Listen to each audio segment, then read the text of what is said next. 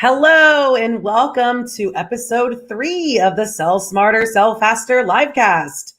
We are excited that you're here and we always love to hear where you're from. So if you're watching live, drop in the chat where you're streaming from. Love seeing all the folks all over the country and sometimes even the world. As a reminder, I'm your host, Dani Buckley, and I am here with Shay Smith, our producer. Hey, Shay, how's it going? Hi, it's good. Nice and sunny today. How are you?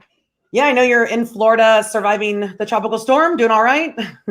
Yep, it actually went just east of us. So we kind of got the dry side of the tropical storm. It's never good for anyone, but we got some rain and now it's a beautiful sunshiny day. I'm sure there's lots of people out on the beach. I'm not. Perfect. I'm here Awesome. with you. Well, great. I'm glad you have internet and you're here with us. That's great. Yes. So for those tuning in for the first time, the Sell Smarter, Sell Faster livecast is powered by Lead G2. We're a sales performance agency that specializes in everything inbound marketing and sales enablement. And we are here doing this livecast every week, about every week, with the goal of bringing you all kinds of fresh insights, strategies, and really real world examples to help you and your organization sell smarter and sell faster. So we cover all kinds of topics. And this week, we're going to be talking about sales playbooks. Yeah.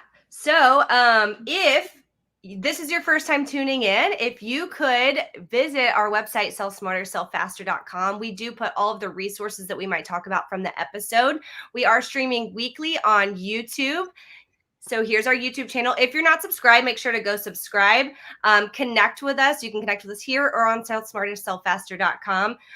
We will also share all of our contact information at the end of the show. If you have any questions or anything, we'd really love to connect with you and converse further on these topics with you. So with that, I'm excited to be jumping into what we're going to be talking about. Our main topic today is sales playbooks.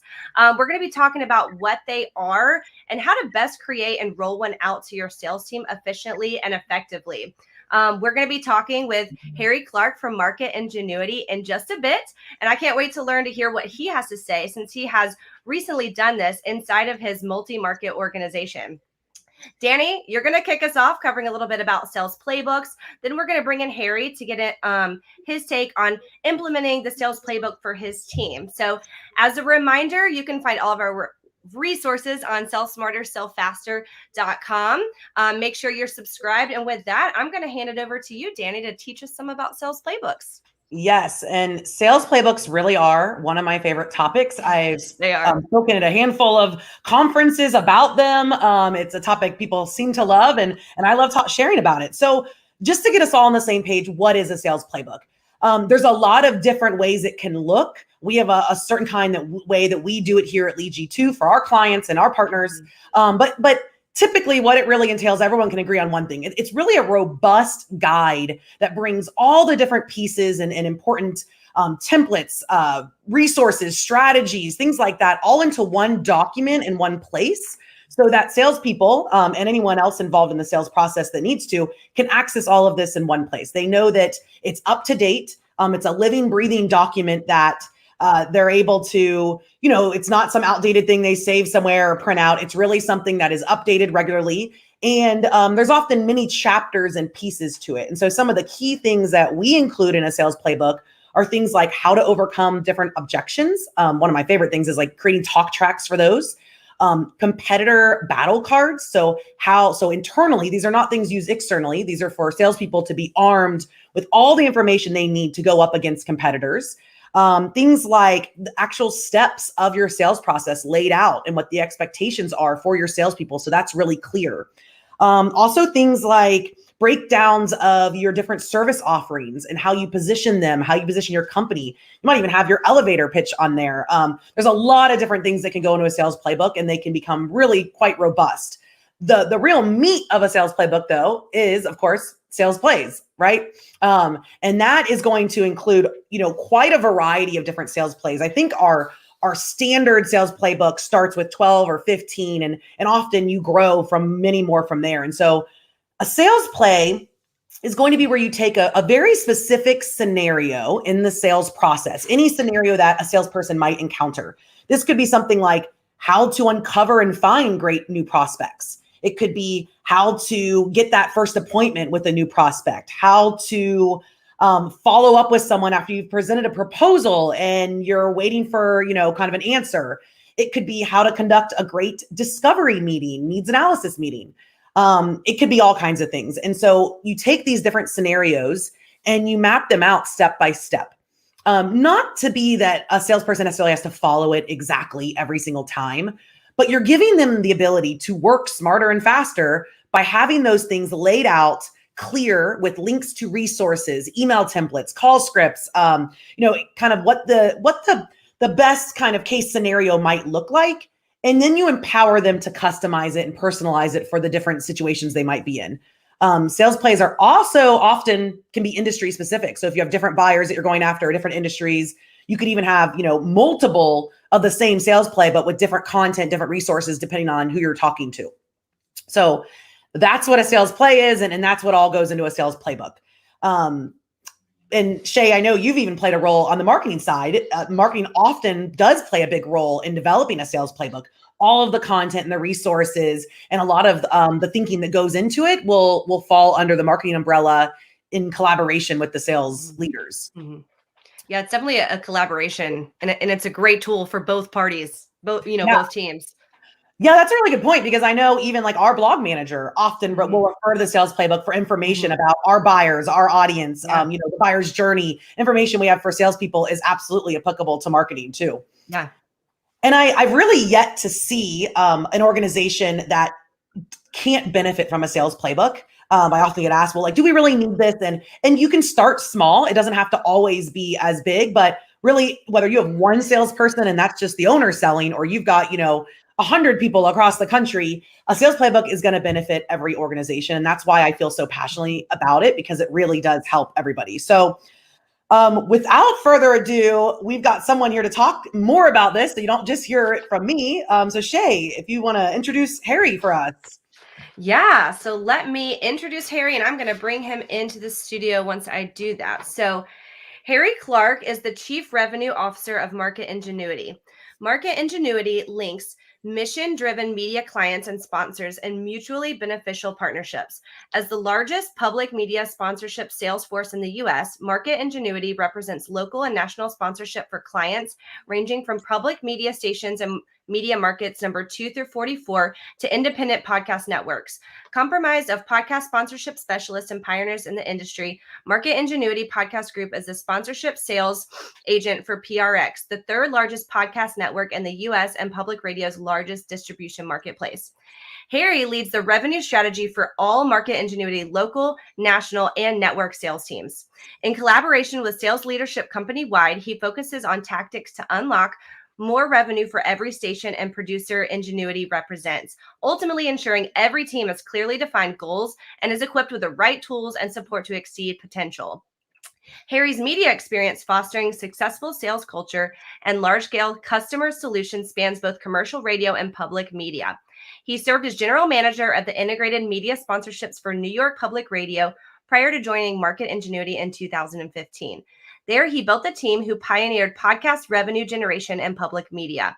Upon joining Ingenuity, he first led KCRW Los Angeles sponsorship team to record-breaking revenue before expanding his oversight to all Ingenuity sales teams. So let's bring in Harry. Hi, welcome. Hello. Hi. Hey, Harry. For having me. How are you? Yes, thanks for joining us. And with that, I'm going to leave you two to talk sales playbooks. Awesome. Thanks, Shay. Yeah.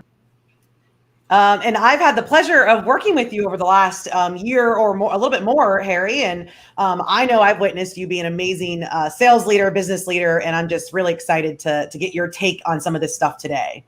Well, thank you. This is one of my favorite topics. Good. I know you've spent a lot of time on sales playbooks this year too. So, well, to get us started, tell us a little bit about Market Enginuity as far as what is the setup of your sales teams, just to give everyone a good picture of that. So we have local, regional, and national teams across the country. We work with sponsors that at the local level, and we have embedded sales teams in stations around the country, working with local sponsors, and then also expanding that reach across different regions. That's radio, podcast, other digital media, and television in some markets. And we have just over 100 salespeople and sales leaders around the country. My focus is revenue strategy for all of our teams, and really to make sure that our teams have whatever they need to be successful, and Playbook being one of those things. Yeah, so a large team spread out, selling different things. So lots of moving pieces always happening there. Right. Yeah. So tell me a little bit about, I know you were in the market for developing a sales playbook for quite some time. What was it really that, like, the problems that you were specifically looking to solve with a sales playbook initially?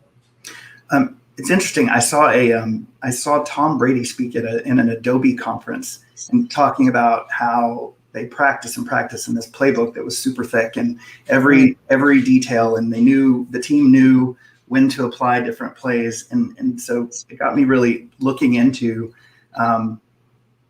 playbooks and understanding sort of what was out there. And our problem actually is that we had a lot of new salespeople and sales managers at sort of different stages of either sales career or understanding public media and the difference in what sponsorship was about. Just trying to get all of that aligned with all the tools, the knowledge, just getting everything up to speed in a consistent way. That was the tough part. We have all this great information that was stored kind of in different corners of the organization, and it just wasn't all written down. And so being able to align the process and share best practices, again, in that consistent way, and also just make it so that our teams didn't have to reinvent the wheel every time a new objection or something that one of the others of us had faced. Bringing all that together in one place was really appealing. So the idea of that was really appealing. I love that. I love that it was the sports piece that kind of got you thinking about it, because that's often, obviously, the analogy that we use a lot, and it really does make sense. Great athletes can go out there and do pretty well without a play, right? But we know they do a lot better when there's a plan, even if it needs to be tweaked and customized on the spot. And it's exactly the same with salespeople. Right. Cool. So you talked about kind of like all this stuff existed somewhere in all the corners of your salespeople, your sales leaders, your business. So it's a lot of extracting. That's the word I like to use, of kind of like pulling it out. And I know you had to make the decision of whether to build this sales playbook on your own internally or to outsource and work collaboratively with a team like us. And you ended up working with Lead-G2 on this. So what kind of made you decide to outsource for this project? Well, it was something that we've sort of tried to do a lot over the years. We've always talked about having one resource where everybody can go, and it's sort of the way we do things. But it was a huge project. We just couldn't really find the bandwidth to not only get started, but to keep it moving. So we would put things together and have training programs, but again, they were sort of independent of one another. And so when the opportunity presented itself to have experts come in, manage the process, really own it, but also help us keep it moving, that just made perfect sense. It helped us have capacity. I had worked with CSS years, in my past life, and knew of Lead-G2 and started sort of leaning into learning more about what you all did. And then after seeing an example, that was it. I knew, that was going to be the way to do it, because you had a process, and by us participating in that process, it got us over the finish line. Yeah, great. Well, speaking of that process, I'm curious kind of what, in the whole development of the sales playbook, what do you feel worked really well? And do you maybe have tips for others that are looking to build a sales playbook as well, kind of through that whole process? What'd you learn? Yeah, I think it sort of grounded our ability to better understand our clients and our prospects' needs, their objections, the new things they're facing. And you sort of took us down a path, the process that guided us to something that really, at the end of the day, became uniquely us. And it was great. We had the surveys, the interviews of our sales team, which is so important, so that we were making no assumptions. And then just helping us organize and library everything, so that we knew exactly what was missing, what we needed to create, in terms of content. And then giving us that sort of central point of intelligence to build on. So it was great. And the tips would be about bringing people into the process on your team. Not just letting it be a top-down thing. Asking the questions, what are our team facing? What new objections are they facing? That sort of thing. I think that really makes the difference, because then you have group sort of shared ownership, as opposed to, hey, this is this thing, we're going to roll it out. Here you go. It was created with the end user in mind. Yeah. I love that. And from what I see is that helps so much with that rollout and adoption, because they've been hearing you talk about it. They've been part of that. So I love that you guys really embrace that and brought in a lot of different people across your organization. Right. And thinking about like everything we wrote about kind of through a who cares filter. So it's more than this is the way you do it. It was here are best practices, and here's some examples of how to bring that to life. So it was really, there was a practical application, and I could start immediately and put that to practice. Doesn't matter if I'm a brand new salesperson or someone who's been doing this for a long time. There's so many steps that go into the sales process that we just kind of do naturally when you've been doing it for a while.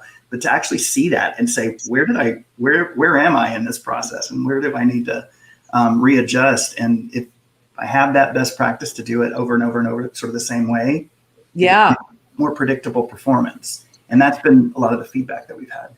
Yeah, I think you're kind of, without even probably knowing it, you're touching on a question we just got, which was, this person said, Sandra said, it seems obvious that how it benefits newer team members, right? Because it's like training and it's new information they're learning. But have you specifically seen how it benefits the more experienced salespeople too? Absolutely. I think at first people thought, well, this will be for the new people. This is kind of the new folks will enjoy that. But we've been bringing the team together, and as we rolled it out, bringing the team together to talk about specific parts of the buyer's journey, for example, which is one of the favorites, and having a group conversation about it, and then breaking out into subgroups. And that's sort of mixed up with different experience levels. And you can really see even our most experienced people really leaning in and saying, I learned something I didn't realize, or yes, that's exactly right. But now there are words to it. And now I sort of have a model to make my day a little easier. So the feedback's been great across the board. And it has been this, so it's not just about, this is how we want it done. It's here's the best practices that are borrowed and shared across the organization. Yeah, I love that. And it just, again, it helps them still work smarter and faster, because even though they know some of this stuff, it might have been a while or touched on new things. So that's great. Right. So let's talk about my favorite part, which is, you've got this great, robust, big sales playbook. What are some of your favorite parts? You just mentioned the buyer's journey, but are there some specific chapters or parts that you just love or that your team is wowed by? The buyer's journey is one of my personal favorites, just because we know that they're on their own time, not ours. Yeah. We can have a sales process all day long, but understanding where we are in their journey. And literally, I can, as a sales manager, sit down with a teammate and say, if we're looking at pending and looking at where something might be in real time, understanding what commitments we've already received or will look to receive the next, the following week, for example, and seeing where we might be stuck, or we may be moving a little faster than what they are. So that's been good, and it's important to evaluate. The other sort of favorites are the battle cards, understanding just the competitive landscape and how others are positioning themselves and where we can differentiate. That's a fan favorite. So is and then the VBRs, having a valid business reason to open the door to a conversation that shows value, and why taking a meeting with us, as opposed to we're just going to sell you something. And then the sales plays themselves. You mentioned that earlier, and it's funny that one that came up was getting the second meeting. When you end the first one, make sure you have a commitment. It's just little things like that are again kind of come naturally, but you don't then have to go back and chase somebody to follow up. You've followed those steps. So that's been great. And again, that's helped us create consistency. So by not missing those steps, but those are probably the top chapters that people love. Awesome. Yeah, those are all good ones. I love hearing that. So when it came to rolling out the sales playbook, because it's kind of like, there's two parts, right? There's building it, which is a heavy lift, but then there's actually rolling it out and getting it used and training everyone. And I think you guys have done an exceptional job. Definitely, I would say better than most I've seen of just really embracing this and realizing it's not just like a one-time, here's the sales playbook, go, good luck. You guys have really embraced it as part of your training. And so tell us a little bit about what that process is and kind of what that looked like for you guys. Well, we started with a series of sales meetings, group sales meetings. And so introducing each chapter one at a time, and then again, having those breakout discussions. Yeah. And then that way everybody could kind of talk about a real world experience and how they could apply the sales playbook. And then they would come back and share that with the group. That was good initially. We also put it in our learning management system. That way we could gauge the engagement and kind of know where we could support the learning, where we needed a little extra push. And it also ensured that everybody sort of started with the same baseline, so that we knew that everybody had reviewed all of the chapters, and then we could dig deeper. We send every other week, I think it's like every other week now, tips for solving challenges. So, hey, this is an objection. Never had this before. Those things go out every other week, and then point them to a specific place in the playbook. And then our sales managers use the content in sales meetings. Once a quarter, we're getting together as a group again and diving deeper into the topic. So that's, all of those things have worked well, where it's just been organic, but intentional, but also felt, very organic, and people are leaning into that. Yeah.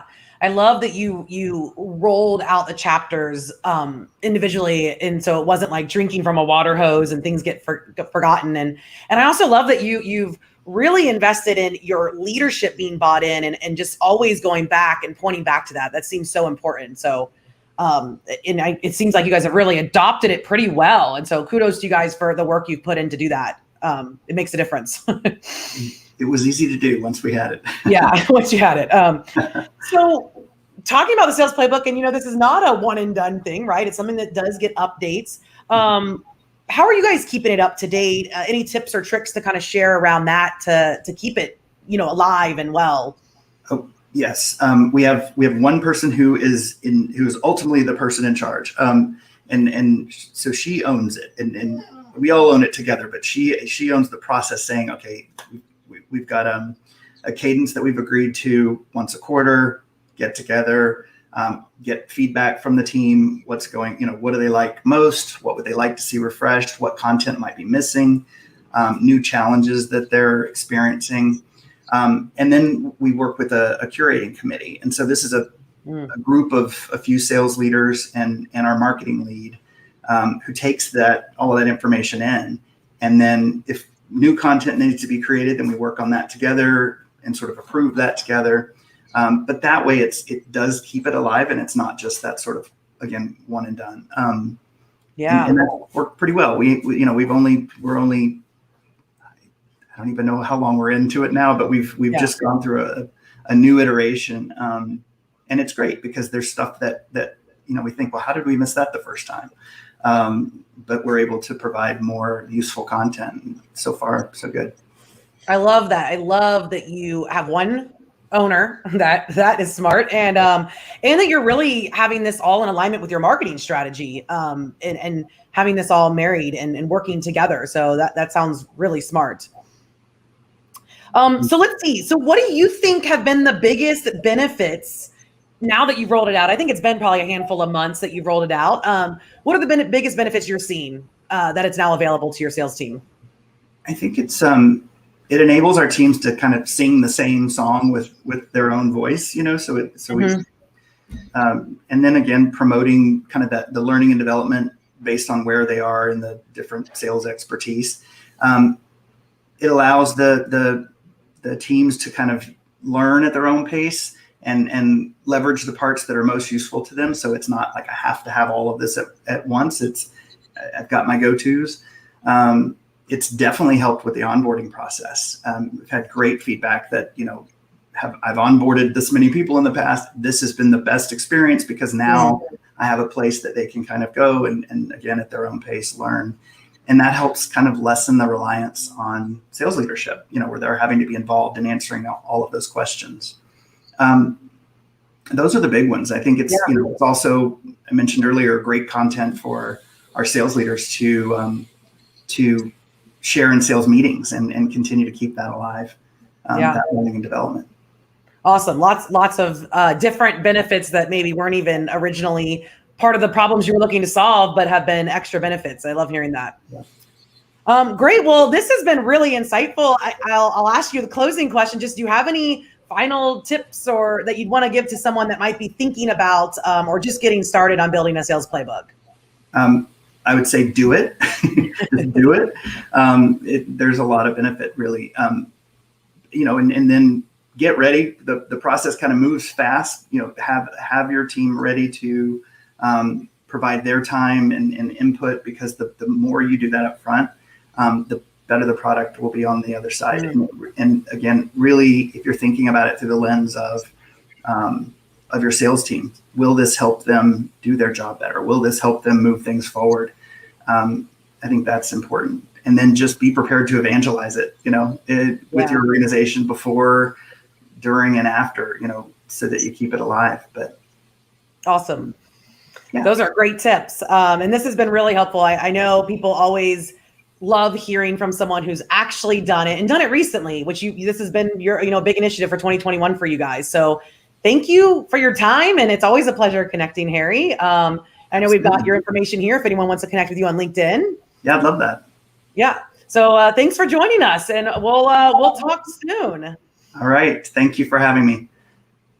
All right. And just as a reminder, everybody, that if you go to sellfaster.com, we've always got lots of great resources on these topics. We've definitely got quite a few on sales playbooks, but everything that we cover on our episodes, you can find there. Yeah, and we do have, I looked up what was on there. We have a sample sales play, which I know you mentioned, like once he saw that example, he was kind of sold, or he mentioned that. So we do have a sample sales play on our website, and we have a free webinar about how building that process of building a sales playbook. So those might be resources people would want to check out on sellsmarter.com. So we hope you'll join us on the next episode. This has been a great conversation today. I love hearing about sales playbooks. As a marketing person, it's beneficial to me too, and my team, like we talked about earlier. So, but next episode, we are going to be talking about video and using video in the sales process, which is kind of daunting to some people. So I'm excited about this conversation. Yeah. We're going to have Chad Rogers. He's the Chief Revenue Officer at Lemon Light. It's a video production company, and they have worked with some huge names across the country and the world. And he's going to be discussing best practices for how to use video in the sales process. So as a reminder, we will be taking next week off for summer vacation plans. So that episode with using video in the sales process will be on Wednesday, September 1st. So with that, make sure you subscribe to our YouTube channel to be notified of when we're live and any new videos. Yes, I put the URL up there. And then if you have any questions about the conversation today, you can connect with Dani. This is her information. Or you just want to connect with Dani and say hello. I'm sure she'd love to say that. Here's my connect information. I'd love to say hello too. We love connecting with you. And with that, I think that's it. Dani, do you have anything else for us today? That's it. Thanks everybody for joining. This was always a pleasure. Always fun. All right. Well, we'll see you on the next episode. Thanks, everyone. Right. Bye.